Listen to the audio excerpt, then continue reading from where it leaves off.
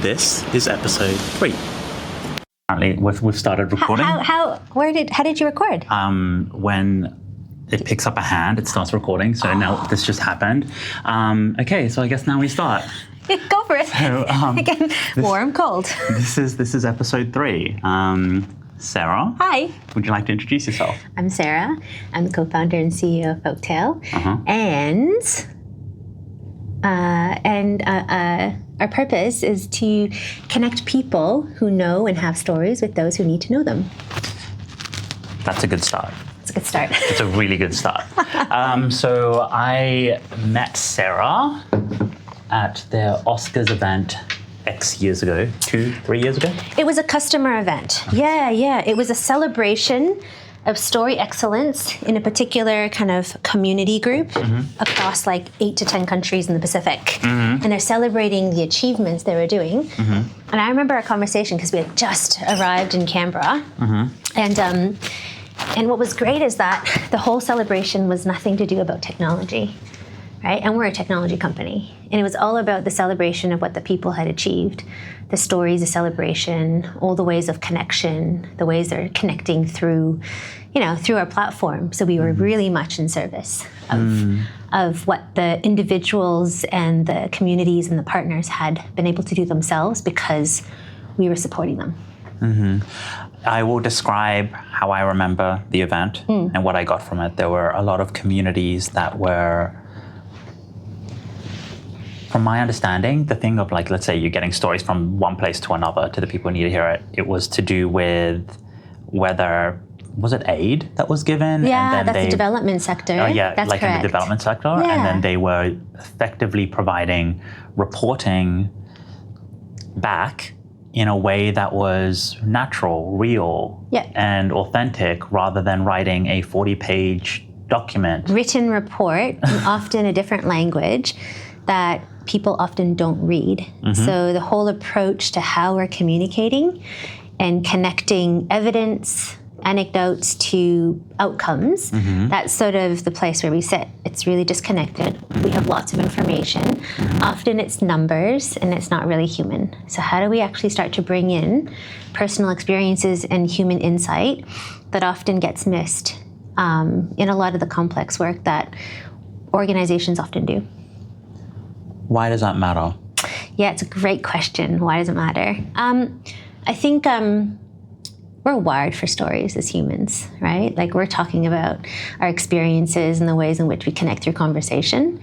And yet we're making decisions on very non-human things, on numbers and reports and things that are actually missing the richness and the depth of what actually happens. So if you think about like information gathering, we really want to understand what happens within ongoing programs or initiatives. We want to know, are we doing a good job? Are we achieving the things we want to achieve? And the system that it often sits within is do reports, give us some numbers. And those are good. Those are important. I'm not saying that that's not right. I think it's just missing you're missing data. And qualitative data, stories in the form of multimedia, not just written, but verbal, visual, just the ways in which we connect. There's so much that's being missed. So what does that mean for actually making more informed decisions, trusting that you have so much evidence or sharing of reflections and moments that can really help you move the needle on decisions you're making on an ongoing basis. So it matters because we're human, I think. Yeah. It's especially, this comes up, let's say AI space is moving so fast. But I used to say a few months ago at least how important it is that we have the context, not just the text. Correct. And artificial intelligence or large language models have been trained with a lot of the text. They hadn't yet got the richness of the context, which has made it a bit like drier. Yeah. And then you can imagine that's why the decision making was not going to be quite as good. And the more modality, fidelity, and context of the experience is what matters. Yeah. It's like there's that, bringing it to the AI, have you seen the thing in AI where people are always testing it where it's like, my car's dirty. I need to drive it. I need to go to the car wash. It's 100 meters away. Do I drive or walk? And the AI always says to walk. Yeah. Right? Yeah. Because it never had an experience of a body. Yeah. Of course it's going to answer that way. In the same way, if you're going to then make decisions based on other people's sort of experience, and all you have is a document. Yeah. You have a document that has outputs. Yeah. We delivered X number of workshops. We were able to do Y number of things. But those are a lot of activities that don't necessarily say, have we achieved the ultimate outcomes we're trying to do? All of those things accumulate to what do good outcomes look like for all of us, right? And how do we do that in a really simple, streamlined, and effective way that enables all types of people in the ecosystem to engage and participate? How do you define a story? A story, oh my goodness. That's a really great question, because I think the word story has been taken apart and used in different ways. A story is a telling and retelling of events in your own perspective. Whether it's true or not, it's a moment in time. It's part of information you have. And a story can be built by many different ways in terms of the expression of a story can be multimedia, visual, written, in terms of the medium itself. But as simple as it gets, a story is just telling and retelling of events. That's important to you. Is that part of the, I guess, pressure where it's an experiential and subjective thing, storytelling, that makes it difficult for having productionization for business? Is that why we evolved into a world without it, and now we swung too far and we need to recalibrate? What do you think? It's a great question. I don't think it's a simple question. I think that we're trying to make sense of things in an easy and fast way. And oftentimes you can take a number and you can say, great, we can kind of make sense of it as quickly as possible. But the nuance and depth is what's missing, right? And I think we swung one way to try and make some decisions, whether they be right or wrong, in one direction. Interestingly, now everyone's kind of seeking that, that richness and that depth. Even regulators are saying we want to hear. Actually, we want to have this understanding of grounded knowledge coming directly from different perspectives. And often that's really hard to do. And so it's not that I think we do it because often the system itself, it costs a lot of money. Like if you were to look at traditional approaches, really expensive to go and connect on an individual basis to hear from different perspectives. It's faster to say, oh, there was 100 people there. Done. We've met the milestone. So I think it's a complex system-wide conversation around why we've swung one way.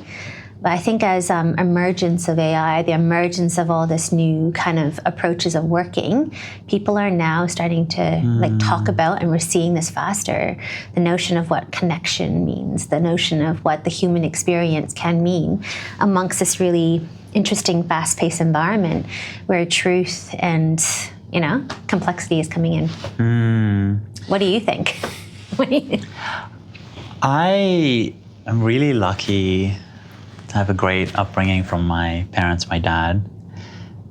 For me, it always dropped these little one-line truth bombs. As a poet and a scientist, and I've gone through a lot of stuff as well. I'll definitely be interviewing him at some point. And it's those snapshots of stories that are in a sentence that are foundational to me, that I use to guide me.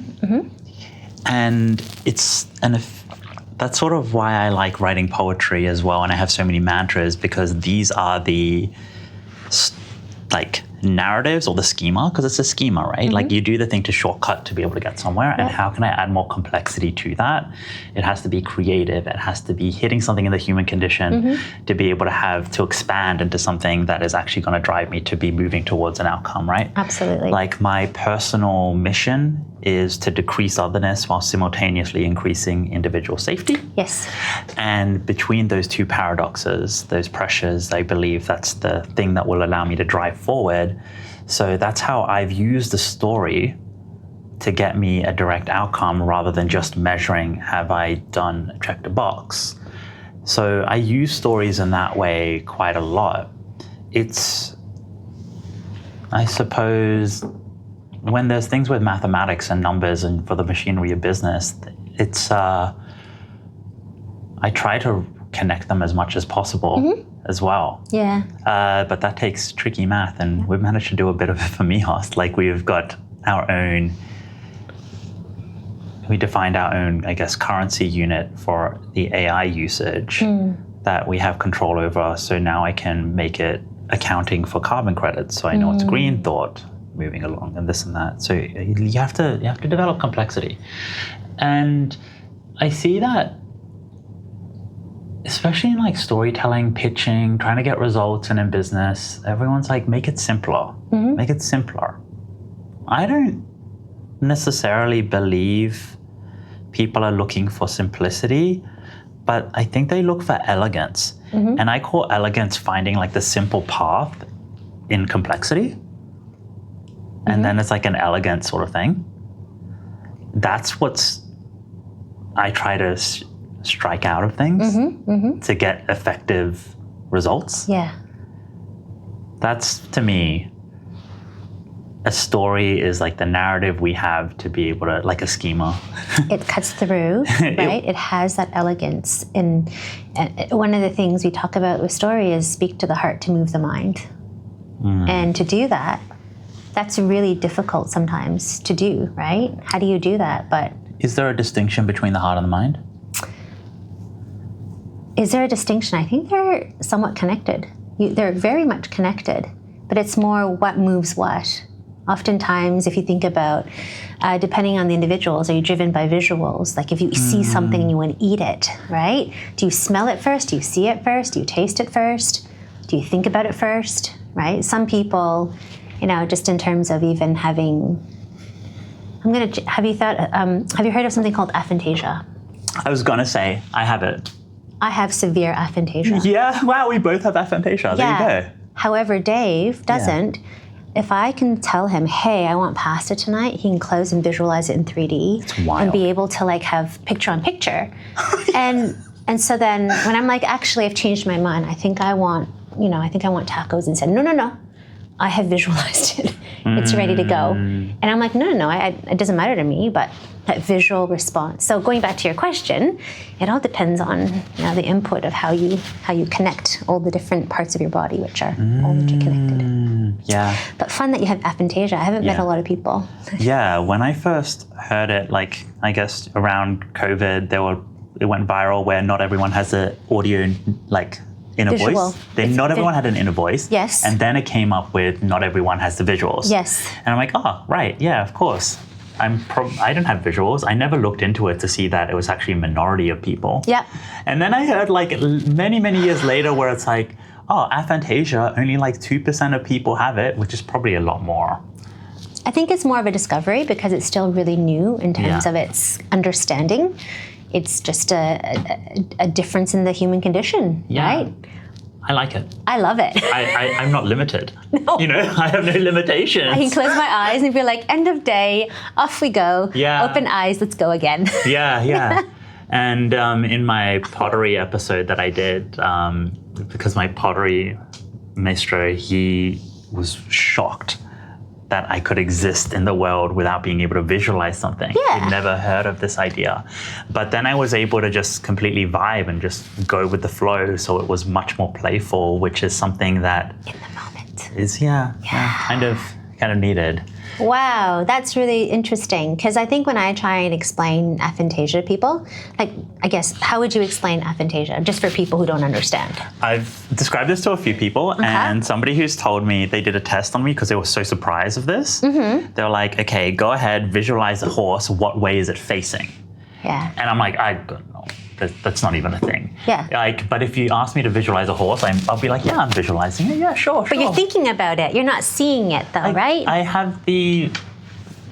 This is where it gets interesting because, like, It's different levels. I do have. No, it's definitely completely nothing there. But I have a visual intelligence and understanding that I utilize, and I've utilized it a lot in my physics studies, and it's also why I can understand things in high dimensionality spaces. So I can just as easily visualize 4 dimensions as I do 3. When you say visualize, though, it's my comprehension of visualization. Yeah, likewise. So it's not like the second monitor that other people have. The picture-in-picture second monitor. Yeah, well, if your eyes are open, like for example, my husband Dave, if he's driving and he's on the road, and I'm like, can you see a unicorn in the road? He was like, yep, I can see that picture-on-picture. I can Yeah. It's definitely not that at all, not at all. But I do recognize a visual intelligence, a visual comprehension being different to my other comprehension and my language comprehension. But I'm not limited to things I've seen or 3 dimensions. Nope. So I can do rotations in 4-dimensional space of objects, and I can understand that. Yeah, so that's a good thing. I think that's wonderful. It is though, if you do have something I really find interesting is qualia. You know about qualia? Yes, well, and yes, in terms of some of the work they do. Oh, no, not a company. Oh, it's a company. The name of the company is called Qualia. No, there is a company called Qualia. Yeah, there is. But I'm talking about the term qualia, where it's like, my green's different to your green. Oh, okay, yes. Sorry, I went down company, but yes, please go. Yeah. So because of that fact, how is it possible to tell stories? And so I think of words as lossy compression. Like I have this crazy idea in my head of like my understanding, and then I compress it into a serial string of words, and I hope you absorb it and decompress it into the same idea. But obviously that doesn't happen. It's not true. How can we minimize risks and guarantee outcomes and get things going on? And is this the reason why it's so tricky to do what you do? Very tricky. I think that when someone is sharing their expression of a story or their experience, that's only one part of the experience. It's how it's received, how it's heard, what people do with it. So it's that call and response of sharing and then listening and what you make of it in terms of processing. So that in itself is really lots of the skewed with bias and complexity in terms of what that actually means, as you mentioned. And there's also like everyone that chooses to share their reflections or experience. It's not to say one is to determine if it's right or wrong. It's also that is one experience amongst potentially a multitude of experiences. And so you also look at what that means for the individual contribution through to a collective and what you can learn from all of those different knowledges and experiences coming through. And what does that mean for us to then make sense of information as the listener who wants to understand what's going on, both at the collective as well through to the individual? And how do we actually start to make sense of all that information to see the outcomes or the understanding to make decisions as a result of that contribution? Yeah, does that make sense? So it's like it's not just a simple kind of world. It's like there's so much context that comes into why people choose to share. It's not just sharing, like people can share for the sake of it, but naturally it stems from some sort of context. I'm sharing because or against, something that I wish to get people to understand further, or it's really important to me. And then how does that actually translate to, okay, now so what? What does that mean for the receiver? How do we process that? How do we, actually see action come from the power of story? Do you speak other languages? I speak 2 others. Yeah. French and Cantonese. Does it, like that storytelling and translation, is it different across those languages? There would be, because the language itself, the words that are spoken, some words in, for example, Cantonese, there's just not a single word that you can distill it down to in English. There's naturally a lot of cultural nuance associated with words, and even that in itself, I think it is quite different, the stories that are told in the different languages. Yeah, I'm learning traditional Chinese as an adult now, and the way it's being taught to me is through the history of the evolution of the characters. Yeah. And the way that I found that works for me to understand it semantically is I have to, this is very hard for a person with aphantasia, take that image and then project it and project it and project it as if it existed in ancient Chinese painting. then I can understand the context of what it is there, and then I can understand the meaning. There's so much context. Yeah, you have to understand the cultural context of the words Yeah. for me to understand the meaning at all. Because there's so much depth in like a single character, for example. Yeah. Even the way it's written, the history of it. I wonder if I have the book here, actually. And so how many languages do you speak? English. That's it. Oh, okay. Great. And then learning. Yeah, I'm just learning Chinese now. I can understand Urdu. I learned how to read Arabic as a kid. I can never understood what I was saying. Oh, okay. That was interesting. That's interesting. Okay. It's because I was learned the Quran. I just learned how to recite it, and I didn't actually know what it said. But at least you could read it. I could read it, and then I could memorize it, but never understood what it said. Still time. Don't know what the story is at all. Yeah. Cool. Well, I think that where do you feel like you want to take Folktale?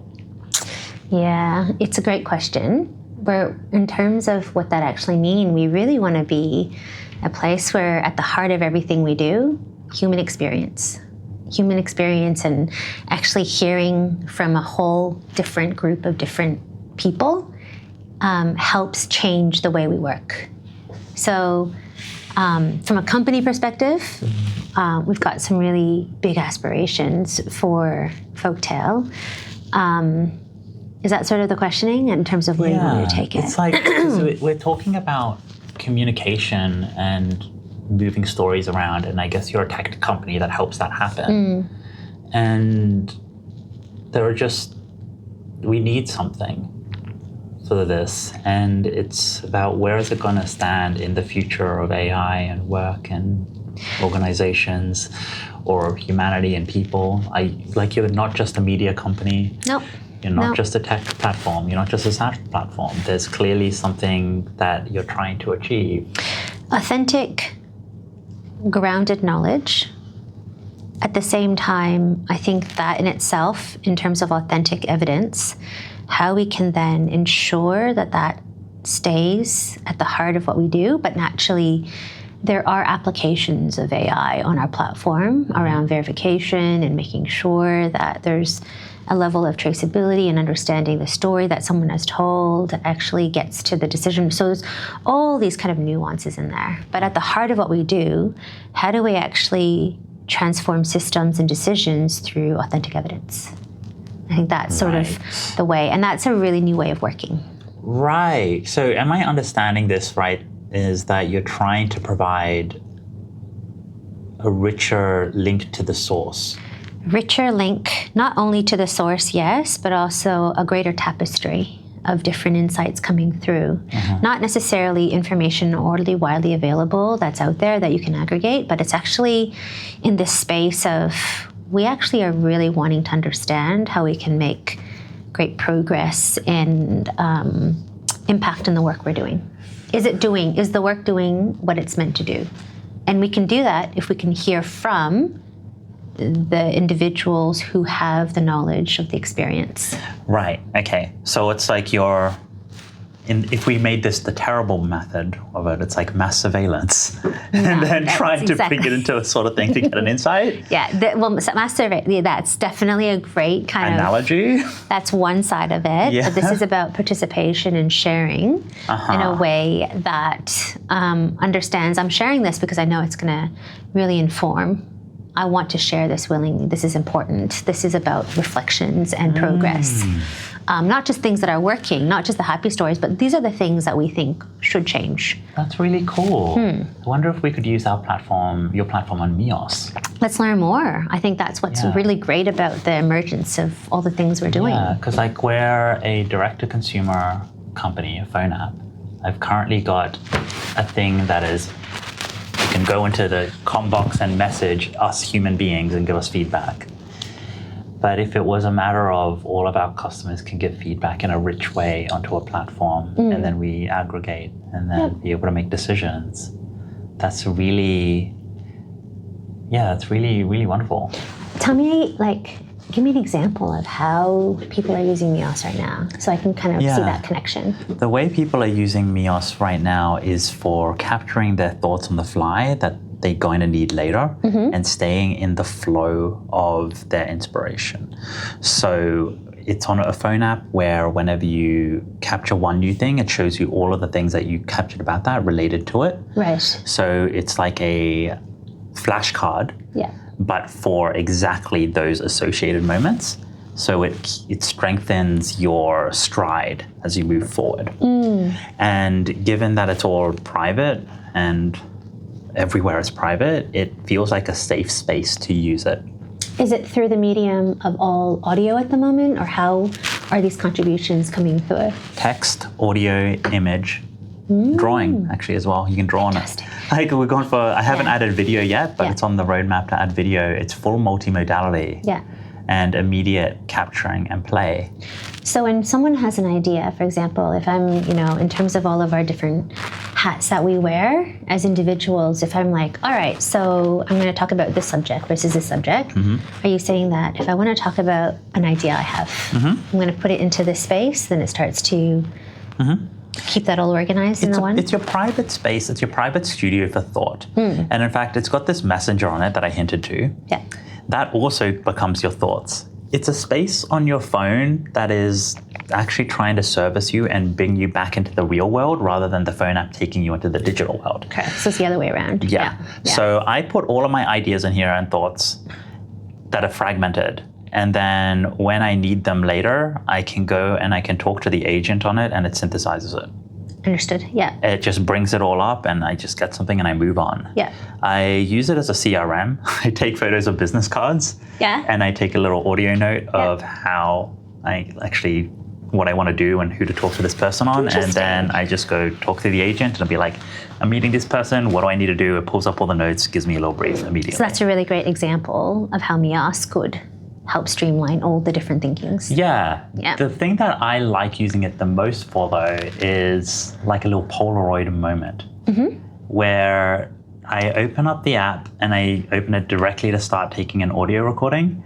So it's immediately recording. Then I press the camera button to start taking a photo. Yeah. Take a little selfie with whoever I'm with, and I was already recorded the thing beforehand. So it's doing a bit of a record of all different types of multimedia in that particular thought process. In that pad. We call it a pad. Yeah. And then I take the photo and then I write a little note about it like I'm writing on the bottom of a Polaroid and I press done.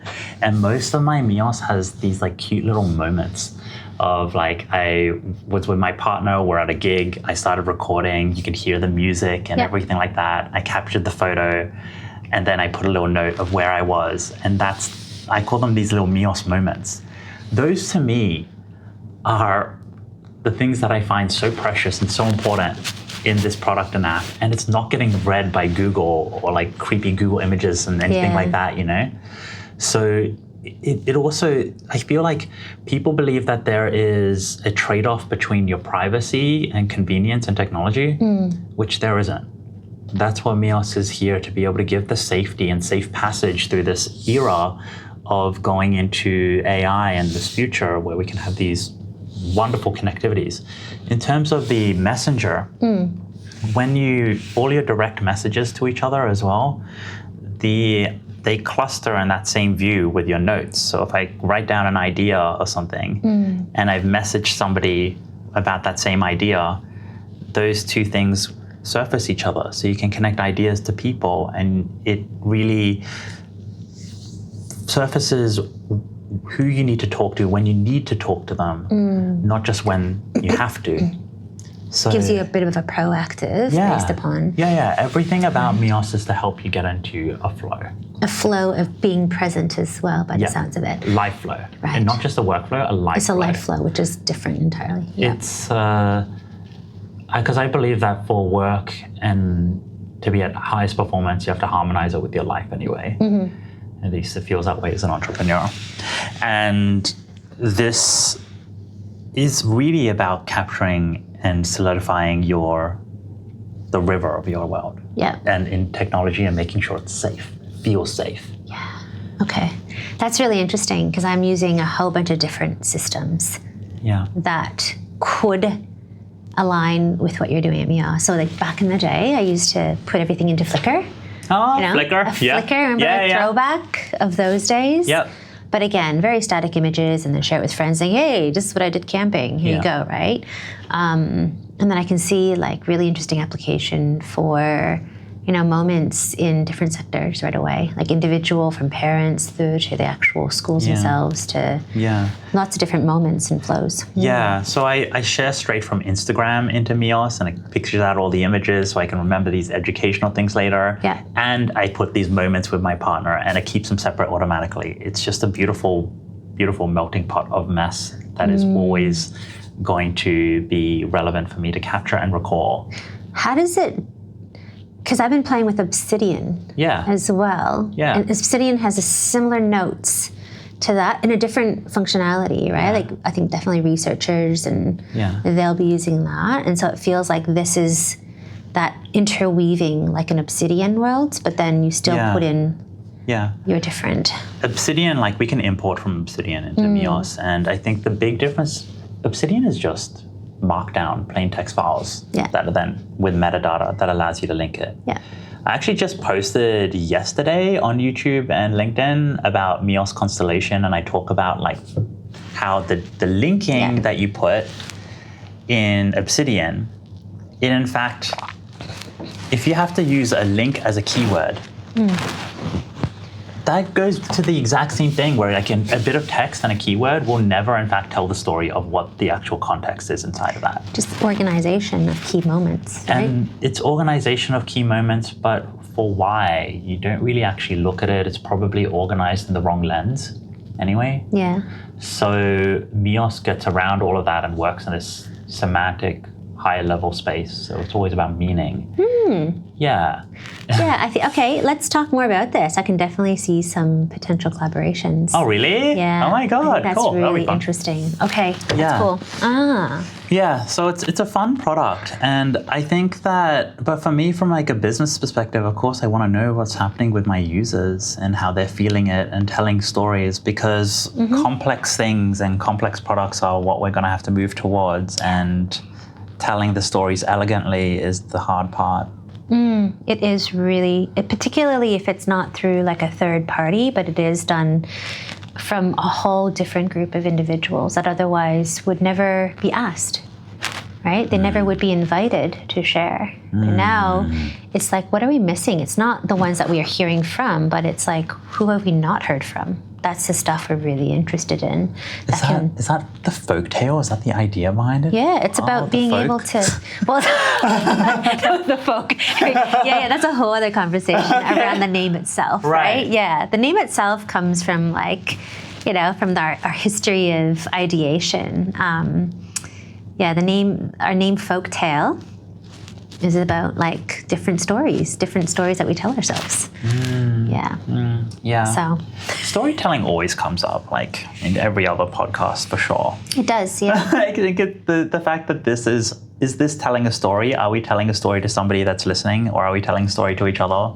Who is it for, exactly? Yeah. And it's not just, and sometimes it's just for yourself as a way of documenting so we don't miss those moments, right? I think that's fine too. It's just identifying who are we doing it for, and if we don't know, that's fine. We can just keep it in our little capsule if that is the outcome you're looking to achieve.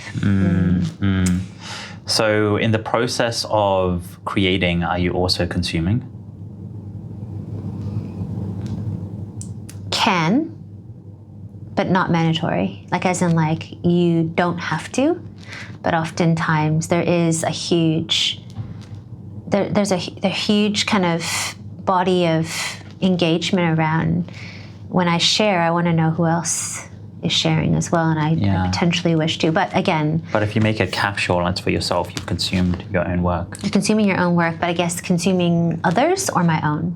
You're always a consumer of your own, because there's a sense of pride as well in what you do for yourselves, right? You don't want to just... Even if you create something, you still want to know that there's pride there. There's something that I'm really wanting to...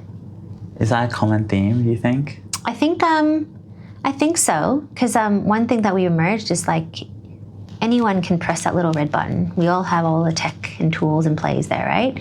But actually to create stories that have meaning and elegance, it does require this kind of like all of the different things that sit around that. It's not just, we can build any tech around it. It's actually very human, the things we're looking to do. I ask because I know artists that just make art and never publish it. Mm-hmm. And but they're consuming it for themselves. There's a sense of pride. They have a sense of pride, but then they also have this tearing apart of them at the fact that they don't share it, and they kind of want to share it, but then they also just prefer their own work at the same time. So there is, I guess, a confusion that I've observed, or when I hear people saying this. Is there any insight that you can think into that psyches? That's a very deep. that's a bigger one. I think reasons for why people decide to share and not share. I think that's in itself quite a big topic. Yeah.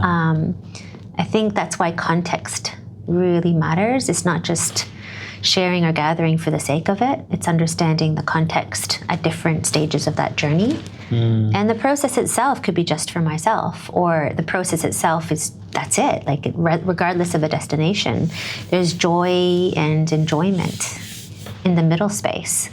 So it's not one to say this is the right or wrong way. It's just like, if we're looking at what, organizations, individuals, groups are trying to achieve, I think it really is contextual to what your outcomes are. Yeah, I suppose I ask because if there are groups that aren't sharing, and their voices we will never hear.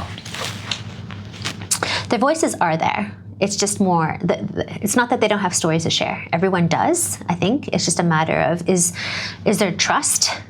Is there an understanding?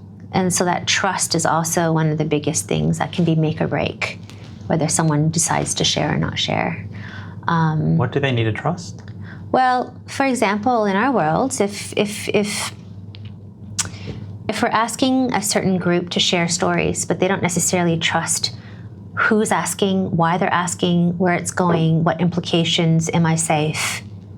Is my story going to be widely shared? Like all of those questions around, am I able to share something and where I know where it's going to go?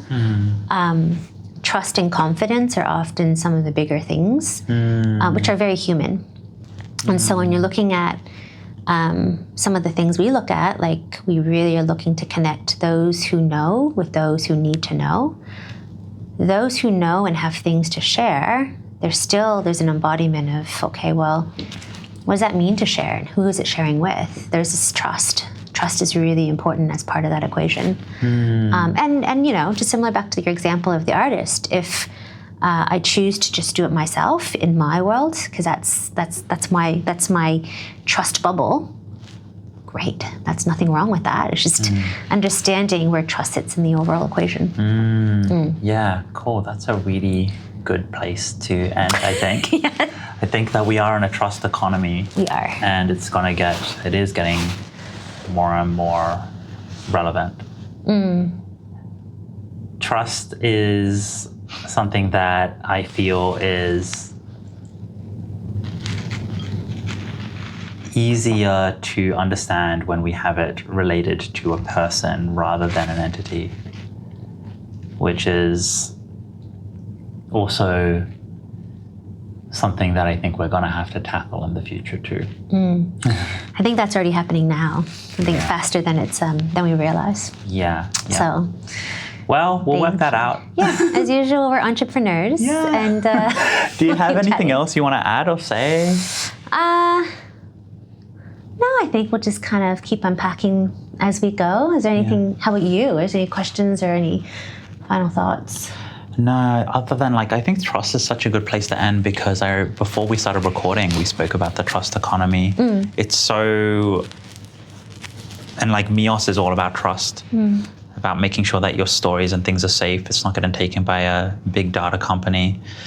The other podcasts, I suppose, episodes where it was about being able to get if your art is stolen, what does it even mean? Is it never safe to be able to do that? Versus is this just because we still see ourselves as individuals rather than collectives and ego? There seems to be themes that are coming up that I don't think any of us have answers to. No. And that is the entire point of these conversations. Because if I had an answer, then I would just... No. That's it. I think just staying open to that curiosity and saying that we don't have the answers, and that's okay. It's the best thing to do. That's the best thing. And then I think that's just so human. That's why we just keep unpacking and play in that space. Yeah. Well, thank you so much. Thank you.